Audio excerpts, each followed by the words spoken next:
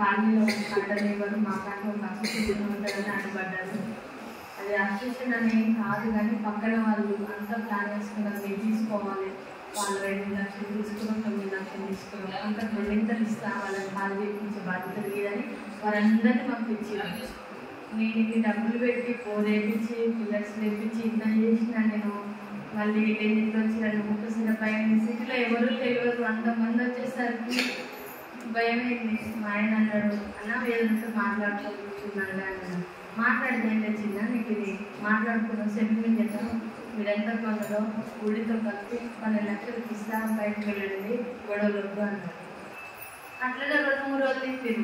నేను ఒకటో నిర్ణయం తీసుకున్నాను, దేవానికి చిత్తమన్నా అది కొనుక్కున్నాం ప్రభా, నేను నమ్ముకున్నాక నాకు అది ఇచ్చావయ్యా, ఊర్లో నాకు ఉంటే ఒంట్లో బాగాలేదు బిడ్డ, ఇక్కడ ఉంటే నీకు సెట్ చేస్తా అనే దేవుడు జీవితంలో గొప్ప కార్యం చేసి ఆ స్థలం నాకు ఇచ్చిండు.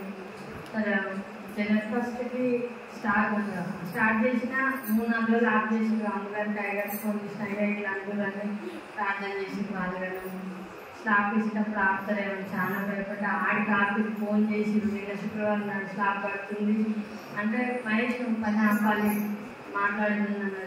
వీళ్ళరు అన్నీ మాట్లాడుతున్నాక మళ్ళీ వీళ్ళు ఆపాలి.